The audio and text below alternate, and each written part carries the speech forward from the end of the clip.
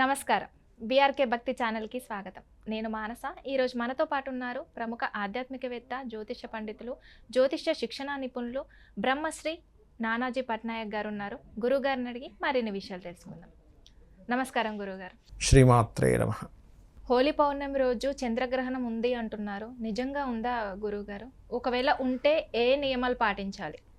చంద్రగ్రహణం మనకి లేదమ్మా, మన ఇండియాలో కనబడదు. ఓకే. అదే కాకుండా షష్టగ్రహ కూటమి చంద్రగ్రహము అని కలిసి వస్తున్నాయి కాబట్టి విదేశాలకి ఎఫెక్ట్ ఉంటుంది. అంటే అలాంటిది వాటర్ రిలేటెడ్ సంబంధంగా వచ్చే ఎఫెక్ట్స్, అంటే నీటి సంబంధంగా సముద్రాల్లోనూ నదులు కొంచెం జల సంబంధించిన ప్రమాదాలు ఉంటుంటాయి దానివల్ల. అయితే చంద్రగ్రహణం ఇక్కడ లేనందుకు ఇక్కడ వాళ్ళు ఏం పాటించాల్సిన అవసరం కూడా లేదు. అమెరికా అటువైపు ఉంది మొత్తం. ఓకే, అక్కడ ఉన్న వాళ్ళు పాటించాలి. ఏం పాటించాలి? గర్భిణీ స్త్రీలు రెస్ట్ తీసుకోవాలి, కట్ చేయడాలు ఇట్లాంటివి చేయకూడదు. చాలామంది దీన్ని, కొంతమంది ఏం చేస్తుంటారంటే చంద్రగ్రహణం రోజు తినకూడదు అంటారు. మేము తిన్నాను చూడండి అని చెప్పాను. ఆ రోజు గ్రహణం వస్తుంటే ఇక్కడ సమోసాలు తినడం, లడ్డూలు తినడం చేస్తుంటారు. మాకేం కాలేదు చూసారా, ఇదంతా మూఢనమ్మకం అంటారు. కానీ నేను ఒకటే ప్రశ్న అడుగుతా.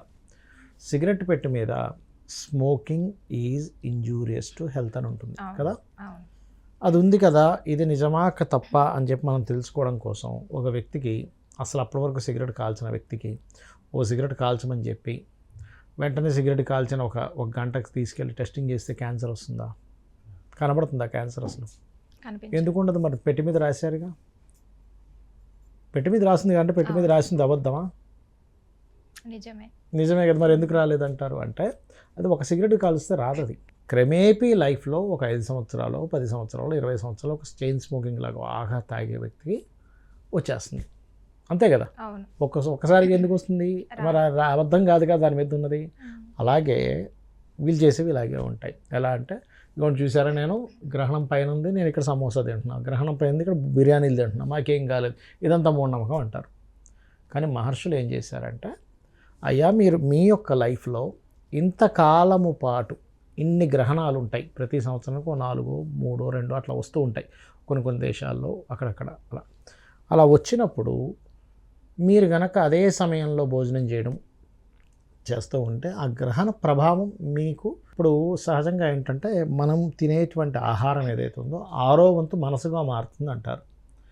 6వ వంతు మనసుగా మారుతుంది కాబట్టి మీరు తెలియక మీరు ప్రతి గ్రహణానికి మీరు ఫుడ్ తింటూ వెళ్తే ఒక టైంకి మీకు అది ఎఫెక్ట్ ఇస్తుంది. అది ఎలాంటి ఎఫెక్ట్ ఇస్తుందంటే, అది మీ వంశంతో పోదు. ఆ ఎఫెక్ట్ తరాల తర్వాత ఉండే వంశాల మీద ప్రభావం పడుతుంది.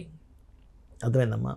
అందుకని ఫుడ్ ముందే తినేసేయండి, గ్రహణం రాకముందే ఫుడ్ తినండి, లేదా గ్రహణం అయిపోయి తినండి, కానీ గ్రహణ సమయంలో తినకండి అలా అని చెప్పారు. ఇంకోటి ఏంటంటే, గ్రహణం అనేటువంటిది మనం ఎప్పుడూ కూడా భయపడే విషయం కాదు.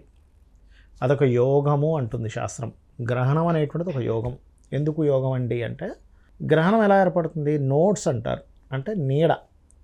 మనకి శాస్త్రంలో రాహుకేతువులు అనేటువంటివి కూడా ఛాయాగ్రహాలనే చెప్పారు. నిజంగా గ్రహాలు ఉంటాయని చెప్పలేదు అక్కడ కూడా. ఛాయాగ్రహాలు రాహుకేతువులు అనేవి నోట్స్. అవి వాటి యొక్క షాడో పడ్డప్పుడు గ్రహణం ఏర్పడుతుంది. మనకి సమయాన్ని తెలిపేటువంటి గ్రహాలు రవి, చంద్ర, రాహుకేతువులు. మనకు చూడండి, ఏదైనా తిథి, ఇవాళ పౌర్ణమి ఎలా చెప్తున్నాం, 180 డిగ్రీస్లో రవిచంద్రులు ఉంటాం. అమావాస్య అంటే ఒకే డిగ్రీలోకి రవిచంద్రులు వచ్చినప్పుడు. అష్టమి, సప్తమి, నవమి ఇవన్నీ కూడా డిగ్రీస్ వైజ్ చెప్తున్నాం రవిచంద్రుల డిస్టెన్స్ బట్టే. అంటే సమయాన్ని చూపించేటువంటి గ్రహాలు, ఈ నోట్స్ అన్నీ ఒకే లైన్లోకి అలైన్ అయ్యాయి కాబట్టి, అంటే మనస్కారకుడు, ఆత్మకారకుడు, కాలమోక్షకారకుడు ఒకే లైన్లో అలైన్మెంట్ ఉన్నప్పుడు ఆ సమయంలో ఎవరైతే జపం చేసుకుంటారో వాళ్ళకి అనేకమైనటువంటి సంబంధించిన శక్తులు దగ్గరికి రాకుండా ఉంటాయి. ఎనర్జీ పెరుగుతుంది, పవర్ పెరుగుతుంది ఆ సమయంలో చేసేటువంటి జపానికి. అందుకని ఆ సమయంలో మీరు జపం చేసుకోండి అని చెప్పి చెప్తారు. అంతేగాని మరొకటేం కాదు. గ్రహణం అనగానే భయపడేది కాదు. గురుగారు, ఒక సందేహం గురుగారు. అంటే ప్రెగ్నెన్సీ టైంలో మనం చంద్రగ్రహణం ఎన్ని అవర్స్ ఉంటుందో అన్ని అవర్స్ మనం కదలకుండా పడుకోవాలి. కదలకుండా అంటే ఏదో మామూలుగా చేతులు కాళ్ళు ఆడించవచ్చు, గోక్కోవడము, ఏదైనా కట్ చేయడము చేయొద్దు అంటారు. అంటే తీవ్రంగా గోకేసుకుంటారు కదా. ఒకవేళ కట్ చేసినా మనము అటు ఇటు కదిలినా మనకు పుట్టబోయే బిడ్డ మీద ప్రభావం చూపుతుంది అంటారు కదా, అది నిజమే అంటారా? ఇప్పుడు అలా కాదమ్మా, గ్రహణం దాకా ఎందుకమ్మా.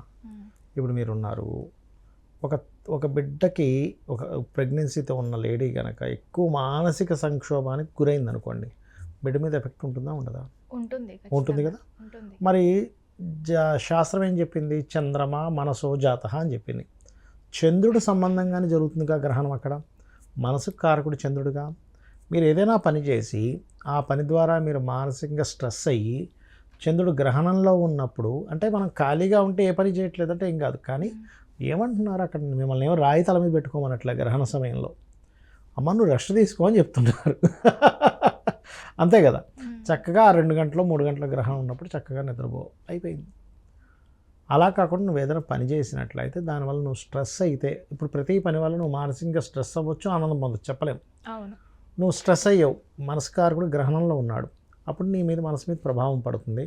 ఆ మనసు ప్రభావం బిడ్డ మీద పడుతుంది, అవునా?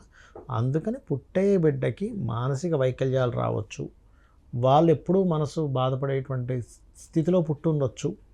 ఇలాంటివన్నీ పుట్టబోయే బిడ్డ మీద ఎఫెక్ట్ పడకూడదు. కాబట్టి మనం అంటే నోరు తెరిచి చెప్పుకుంటాం, నాకు ఈ నొప్పి ఉంది, నాకు ఇలా అవుతుంది. పిల్లలు అలా చెప్తారు, చిన్నపిల్లలకి ఎఫెక్ట్ అవుతుంది. కాబట్టి పిల్లలు బాగుండాలని చెప్పారు శాస్త్రంలో. దాన్ని ఇంకా మూఢనమ్మకం అది ఇది. ఇందాక నేను మీకు సిగరెట్ ఎగ్జాంపుల్ చెప్పాను, అందుకే. ఎందుకంటే దాని మీద ఇంజూరియస్ టు హెల్త్ అని ఉంటుందండి, మరి వెంటనే ఎఫెక్ట్ చూపించదు కదా అంటే కాలక్రమేపి. అందుకే ఆ రోజు కనుక చక్కగా కూర్చొని చక్కగా మంత్రజపం, ఓం నమో నారాయణాయ సరిపోతుంది, శ్రీమాత్రే నమః, నమశివాయ, లేదా గురువుల నుంచి ఏదైనా మీరు మంత్రాన్ని పొందారు, షోడశో మహాషోడశనో లేకపోతే కాళీ మంత్రమనో, ఇంకా రకరకాల దేవతా స్వరూపాలు ఉన్నాయి కదా, లలితా అమ్మవారి మంత్రమనో, లేదా లలితా సహస్రనామాలు చేసుకోవడము, విష్ణు సహస్రనామాలు చేసుకోవడము, శివస్తోత్రాలు చదువుకోవడము చేస్తే ఏమవుతుందంటే ఈ నెగటివ్ ఎనర్జీ గ్రహణ సమయంలో ఎక్కువగా ఉంటుందమ్మా. మన దగ్గరికి నెగటివ్ ఎనర్జీ రాకుండా ఆ మంత్రం మనల్ని రక్షిస్తుంది, అర్థమైందమ్మా? అది మెయిన్గా. అందుకే మనం ఆ రోజు చేసుకోవాలి. గ్రహణం అయిపోయిన తర్వాత దానాలు ఇస్తారు. అది ఏ దానం ఇవ్వాలి అంటే, పర్టికులర్గా ఈ గ్రహం ఎవరి మీద ఎఫెక్ట్ చూపిస్తుంది చూసుకున్నట్లయితే, పర్టికులర్గా ఇది పౌర్ణమి కదా, పౌర్ణమి రోజు వచ్చేటువంటి గ్రహణాలు ఇది సింహకన్య మధ్యలో అవుతుంది. కాబట్టి ఇండియాలో వాళ్ళకైతే ఎఫెక్ట్ లేదు, బయట దేశాల వాళ్ళకైతే కాస్త కన్యారాశి, సింహరాశి, కాస్త కర్కాటక రాశి, అదేవిధంగా కాస్త మకరము, వృషభ రాశుల వారి మీద కొంత ఎఫెక్ట్ ఉంటుంది. అది కూడా ఇక్కడ కాదు, విదేశాల్లో ఉండేటువంటి వారికి. కాబట్టి మీరు ఏమీ పెద్ద టెన్షన్ పడాల్సిన అవసరం లేదు ఇక్కడ ఉండేటువంటి వారైతే.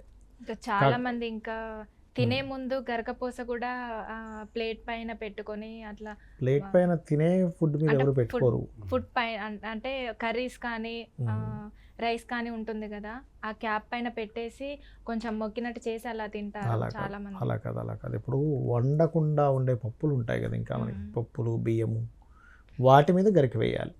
తినేసిన తర్వాత ఫుడ్ మీద గరిక వేసుకొని తినడం, దాన్ని కొంచెం కట్ చేసి కలుపుకొని తినడం చేయకూడదు. అట్లాగా అర్థమైందమ్మా? దానితోనే నాలుగు గీసుకోవడం కూడా చేయకూడదు, అదే గరికతో. నాలుగుతో ఉండే దోషాలు పోతాయండి అని కాదు. ఇక్కడ ఏంటంటే తినిన పదార్థం కాదు, అసలు తినడమే మీరు 4-5 గంటల ముందు తినమని చెప్తారు, ఇంకా కరెక్ట్ అయితే 8 గంటల ముందే తినేమని చెప్తారు. కానీ అది మళ్ళీ చిన్నపిల్లలకు వర్తించదు. ఇప్పుడు చిన్నపిల్లలు ఉన్నారు, పాలు తాగి పసిపిల్లలు ఉంటారు, వాళ్ళకి వర్తించదు. రోగిష్ఠులు ఉన్నారు, వాళ్ళకి వర్తించదు. కేవలం ఏంటంటే ఒకటే గుర్తుపెట్టుకోండి, గ్రహణము అంటే ఒక మంచి యోగము, ఆ సమయంలో జపం చేసుకోండి చాలు, ఇంతకు మించి ఏం లేదు. ఓకే గురుగారు, చాలా చక్కటి వివరణ ఇచ్చారు, ధన్యవాదాలు. శ్రీమాత్రే నమః.